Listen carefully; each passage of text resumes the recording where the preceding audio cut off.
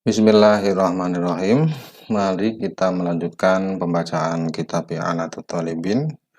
Ini masih membahas seputar hukum bismillah ya. Di video sebelumnya itu sebenarnya belum selesai pembahasannya, tapi sudah saya potong. Bismillahirrahmanirrahim. Wala tutlabu ala safasi fil umur. Kakan si ziblin. Bismillahirrahmanirrahim, tidak disunahkan untuk memulai perbuatan-perbuatan yang hina, yang dianggap hina atau rendah atau perbuatan remeh ya.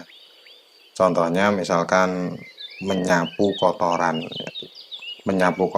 ya, kotoran binatang atau yang lain itu termasuk safa sifil umur, perbuatan yang hina.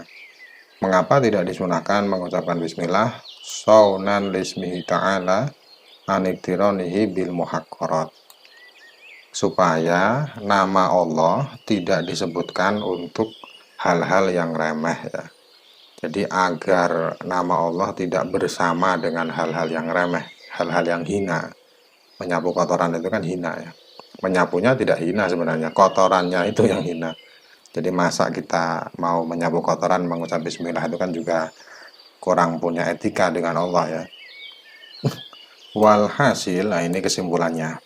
Walhasil annaha ta'tari hal ahkamul khamsatu. Kesimpulan dari penjelasan tadi sekaligus video sebelumnya, bismillah memiliki 5 hukum. Ini kesimpulannya. Al-wujubu kama fi sholati indana ma'asyiras safiyah. Hukum yang pertama adalah wajib. Hukum wajib ini berlaku di saat kita melakukan sholat ya. Kita ini yang dimaksud ya mazhab Syafi'i. Jadi mengucapkan bismillah di dalam sholat, lebih khususnya di saat membaca Al-Fatihah, itu hukumnya wajib. Artinya kalau tidak membaca bismillah ya sholatnya tidak sah, berdosa ya. Melakukan sholat yang tidak sah itu kan berdosa. Tapi ini terkhusus untuk mazhab kita saja, karena mazhab kita, mazhab Syafi'i, itu mengatakan ayat pertama surat Al-Fatihah adalah Bismillahirrahmanirrahim. Jadi Alhamdulillahirrabbilalamin itu ayat kedua. Ayat pertama Bismillahirrahmanirrahim. Jadi dikarenakan Bismillah ini termasuk bagian dari Al-Fatihah, maka kalau kita tidak membacanya ya sholatnya tidak sah, karena tidak membaca sebagian dari surat Al-Fatihah. Wal istihbabu ainan kama fil wudu'i wal ghusli. Hukum yang kedua adalah sunnah. Namun sunnah ini nanti dibagi dua. Ada sunnah ain, ada sunnah kifayah. Sunnah ain itu ya sama seperti fardu ya. Ada fardu ain, ada fardu kifayah. Jadi ain dan kifayah itu sebenarnya tidak hanya pembagian fardu. Sunnah juga ada, sunnah ain dan sunnah kifayah. Kalau sunnah ain berarti kesunahan yang disunahkan untuk semua orang, tidak bisa diwakili oleh sebagian orang. Kalau kifayah bisa diwakili. Sunnah ain itu dicontohkan seperti wudhu dan mandi. Jadi sebelum wudhu sunnah mengucapkan bismillah, sebelum mandi juga sunnah mengucapkan bismillah, dan itu sunnahnya tergolong sunnah ain. Wa kifayatan kama fi aklil jamaati wa kama fi jima'i zaujaini. Fatak fi tasmiyatu ahadihima. Yang kedua adalah sunnah kifayah. Sunnah kifayah pengertiannya tadi ya, kesunahan tapi bisa diwakili oleh sebagian orang, bisa dilakukan oleh sebagian saja. Contohnya seperti makan bersama-sama.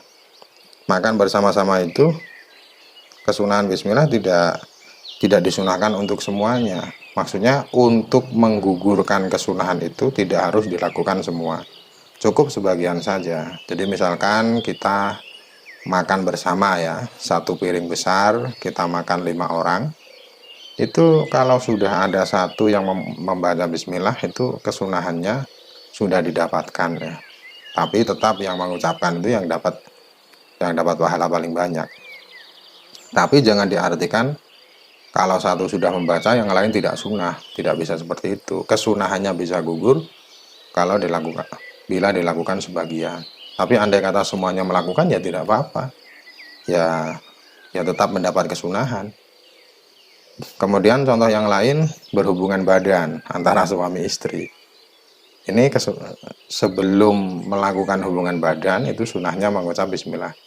Tapi kesunahannya tergolong kesunahan kifayah. Artinya salah satu dari keduanya kalau sudah membaca bismillah ya kesunahannya sudah didapatkan.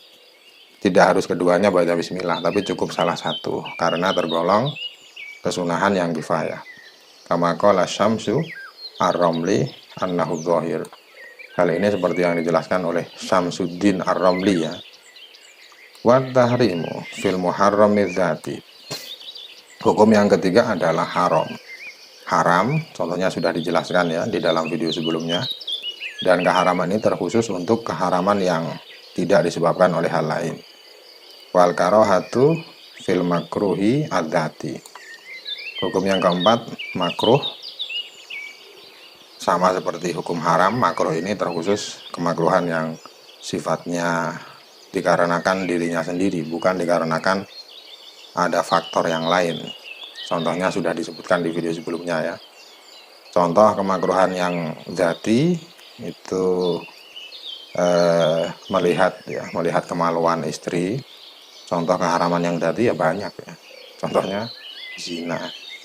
Wal ibahatu fil mubahati lati la syarafa fiha karena kelimatain min makanin ila akhor. Kemudian hukum yang terakhir, hukum yang kelima adalah ibahah. Ibahah ini ya mengucap atau tidak sama saja hukumnya. Tidak ada kesunahan ya tidak ada kemakruhan. Melakukannya tidak mendapat apa-apa, meninggalkan juga tidak mendapat apa-apa, itu mubah. Hukum bismillah ini mubah kalau dilakukan untuk hal-hal yang mubah yang tidak ada kemuliaan. Jadi hal yang mubah tapi hal itu tidak ada kemuliaannya. Contohnya seperti memindahkan barang. Memindahkan barang dari satu tempat ke tempat lain. Misalkan saya memindahkan HP, memindahkan handphone dari kamar ke ruang tamu misalkan, itu kan perbuatan yang tidak ada keutamaannya. Itu kalau saya memindahkan dengan mengucap bismillah itu ya tidak dapat apa-apa.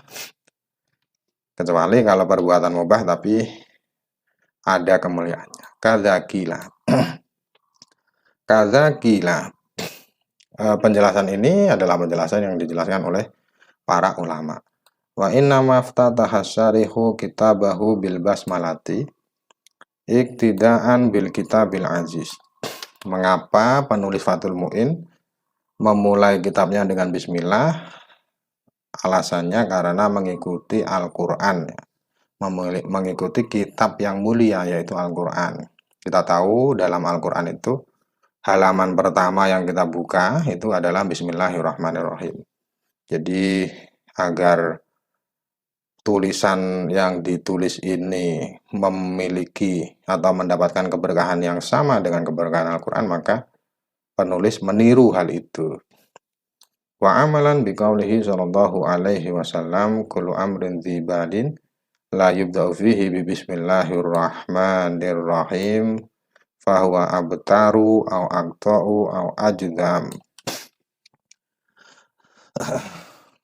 Alasan yang kedua karena mengamalkan sabda Nabi yang berbunyi setiap perbuatan baik yang tidak dimulai dengan bismillahirrahmanirrahim maka perbuatan itu sama seperti hewan yang tidak memiliki ekor, atau sama seperti hewan yang tidak memiliki kaki, atau sama seperti seseorang yang menyidap penyakit lepra ya, penyakit juzam.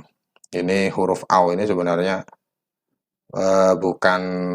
bukan satu hadis yang utuh, tetapi ada beberapa riwayat ya. Satu riwayat berbunyi abtar, yang lain berbunyi akto, dan yang lain lagi berbunyi ajdam. Ini dikumpulkan dalam satu. Wal makna ala kullin annahu nakisu wa qalilul barakah. Semua riwayat ini, abtar maupun akto maupun ajdam, itu maksudnya satu. Walaupun berbeda redaksi, berbeda arti, tapi maksudnya satu. Maksudnya yaitu perbuatan yang tidak dimulai dengan bismillah itu berkahnya kurang, berkahnya sedikit ya. Jadi hewan yang tidak punya ekor, hewan yang tidak punya kaki, atau seseorang yang terkena penyakit lepra itu adalah ungkapan untuk kurang atau sedikitnya berkah. Wakilatul barokah. Ini kalau di Bajuri cukup cukup panjang pembahasannya ya. Jadi bisa ditengok di pembahasan Bajuri. Wakilatul barokati fi kulli syai'in bihasabihi.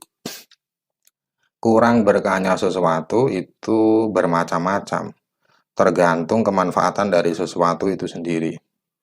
Fakillatuha fi nahwi ta'lif killatun tifa'in nasi bihi wa qillatu tsawabi alaihi.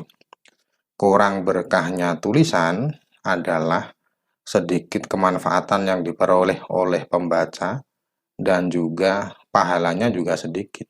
Jadi tulisan atau kitab yang dianggap sedikit manfaatnya adalah tulisan yang kurang bermanfaat bagi orang lain dan pahalanya juga sedikit.